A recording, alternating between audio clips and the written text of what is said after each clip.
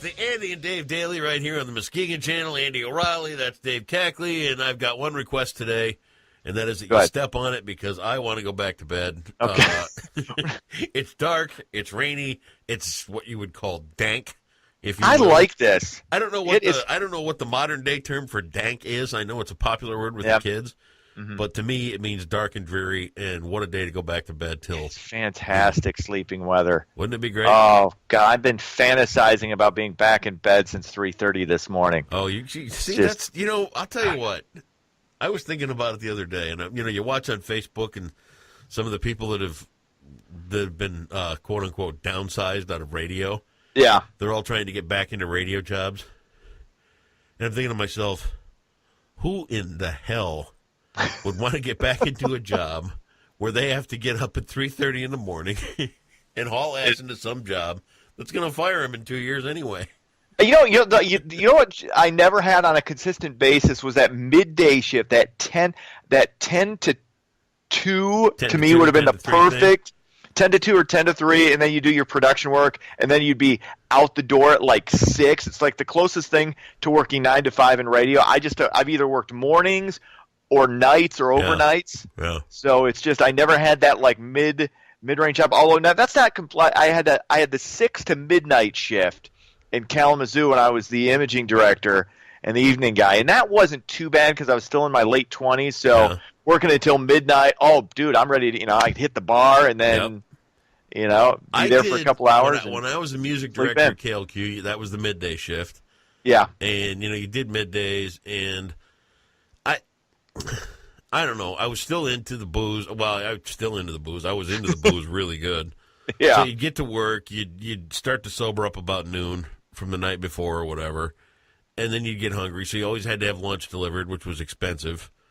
And then you'd take record calls for a couple hours. And then, to hell with it, and you'd go back out and drink. It wasn't. But you thought. It wasn't that big of a cakewalk gig to be there. Well, you thought you were living the dream a little bit though, because hey, you're thinking, hey, I'm making $17,500 a year. I got the lifestyle. I got my sweet ass 1-bedroom apartment. Not only that, but in a low income neighborhood. Me the new Voivod record later today. I get to hear it first. I'm throwing away Kid Rock CDs as they come in the mail. Throwing away Kid Rock stuff. Blowing my career. That's all right. Man. Okay. Anyway, yeah, I these guys that get let go and they're all trying to get back into it. I'm like, what are you thinking? It's what it is, because my brother's back at it. Well, he's doing he's a production director now, but he was selling cars and he was making really good money doing that, and they offered him a job making a similar income at this group of stations, and for some of us it just pulls us back in. What are you going to do, man?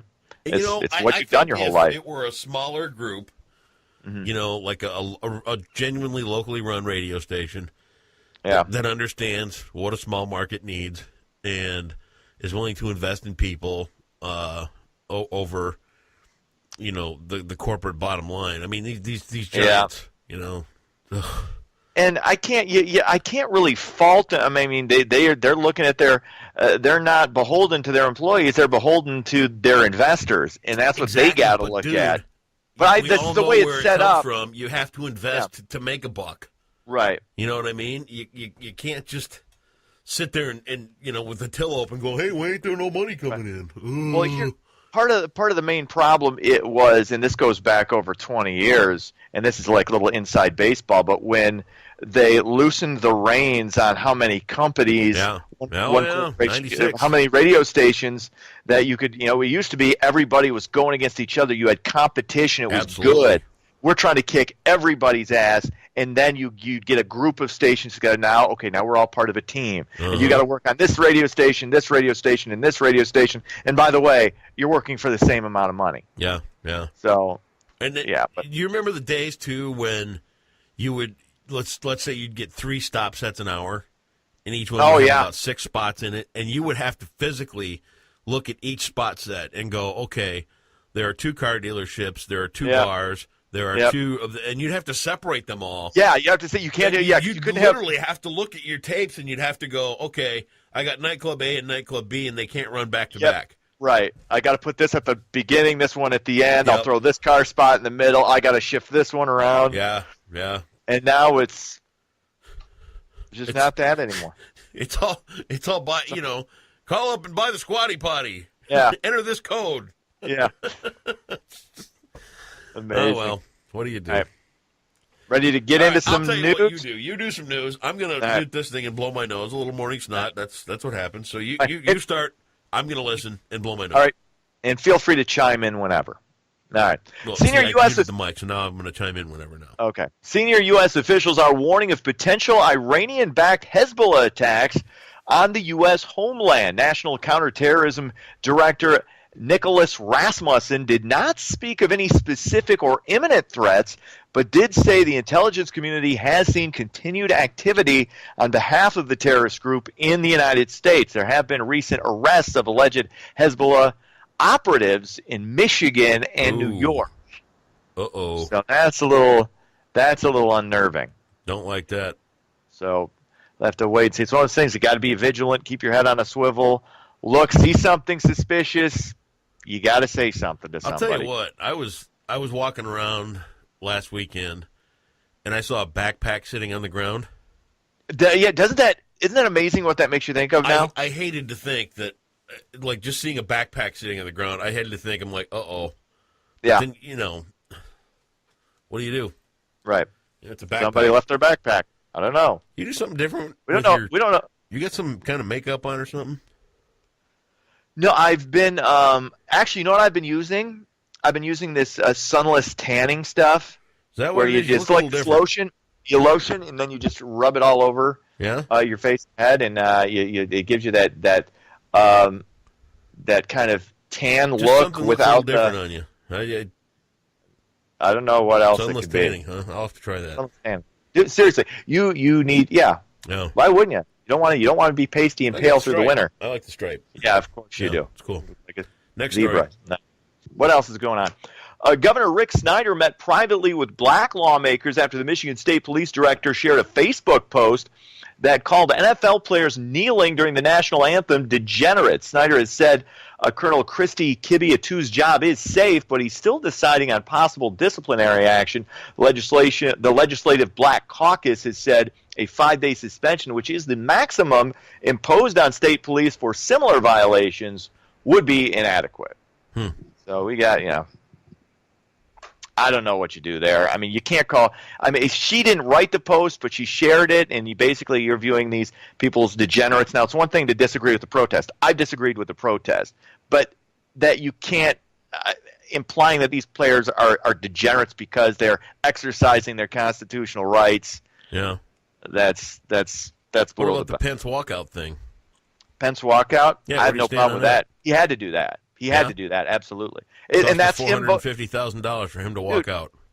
Dude, it's him exercising his kind. I mean, people have the right to protest. Other people have the right to disagree with the protest and say, I'm not going to be a part of this. But should it cost taxpayers $450,000 for him to walk out? Everything these guys do costs money. Everything these guys do costs money. Okay. I don't care about it. I mean, that's part of. I do. I thought that. I think it was staged. I think it was a was gigantic obvious. waste of taxpayer money. I think it was an absolute insult. You can't honestly, and I'm going to go putting this in a political box again. Politically, it was the smart move. It was it was politically smart to do it because you want to gin up your base, the support that and the people who are against these protests are going to come down for the most part on the side of Pence and Trump. So there you go. That's $500,000. $500,000 compared to what this country does. I mean, is a drop in the bucket. Think of the books that could have bought or the lunches it could have provided. Oh, jeez, I'm so sick of hearing about how many. It's like we should take money out of the defense budget and give more to this group or that. I mean, everybody's. You could make that argument with pretty much everything. We could take money out of this and put it here. It's one of the reasons I don't care about welfare fraud or any of that because it's a drop in the bucket. Okay. It doesn't. I mean, you could get everybody off welfare who should be on welfare, and it's not going to make a dent in the deficit at all. Just saying. It's not. So I don't. That's why I don't care about $500,000 in the grand scheme of things. Isn't anything. Okay. It just isn't. What would $500,000 do for you? Oh, that's huge to me. Okay. Individually, that's different. But collectively, it's nothing. Okay. Collectively, it's nothing. Okay. But hey, I don't have envy like that. That's just me. Medical Mary Jane debate continues in Muskegon. The 3 Muskegon City Commissioners supported a proposed ordinance allowing medical marijuana facilities in the city as long as they are confined to a special district off Seaway Drive. Now, Commissioner Byron Turnquist expressed the most vocal opposition, calling the proposal a figurative deal with the devil. The proposed ordinance would allow growers, procurers, and dispensaries in the district. Now, deal with the devil. Come on, you've got people making deals with the devil with these opiates. Dude, that's, I mean, getting people up, you know the this. devil's on the streets already. I got exactly. news for you.